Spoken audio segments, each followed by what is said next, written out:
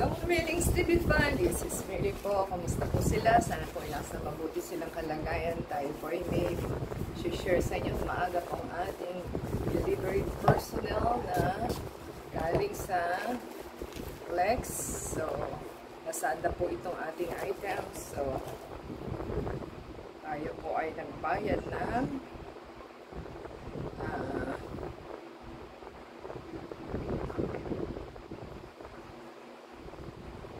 bayad po tayo ng Top J sa store ni Top YJ Mall. So, ang ating items po is 1 pero 3 po yung ating set po kasi ito of 3. So, binayaran natin is only 186.81. Ito po ay toilet cleaner bathroom. So, ating pong buksan kung okay ba? Kasi tatlo po ito. Tapos siyang box. So, pinapil mo yung items. So, yan. Meron na tayong toilet top cleaner. So, ito po yung nakabukas. So, hindi po nakasara. Ewan ko bakit. Kung hindi siya nakasara, hindi ka nakalock. Bakit kaya? Ito nakalock, yung dalawa hindi. So, ito po yung ito po yung base. At ito po yung ating item. So, alam ko made in Japan po ito.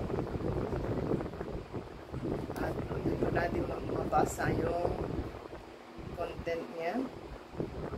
Nakalagay po is 2024. Expiry date siguro. Ewan ko kung manufacturing ba o expiry date yun. Kasi di ko natin mabasa. So, ito rin is ganon. 2024 January. So, same lang din ito. So, ang gagawin po natin is, ito po yung base. Itatabot mo lang itong ganyan. At yan na pong ilalagay mo sa iyong toilet.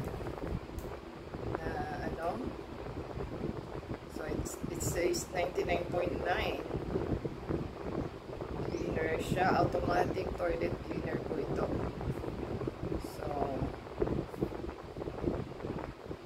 ito naman po yung instruction niya. At atin lang po susundin. So, matagalan po itong toilet cleaner.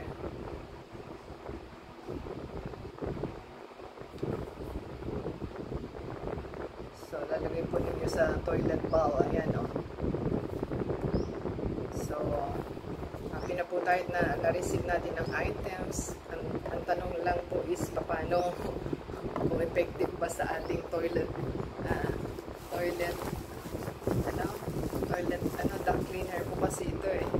So, blue din siguro ito kasi toilet blue cleaner. So, yan po ang ating items. Give us a thumbs up, comment down below po.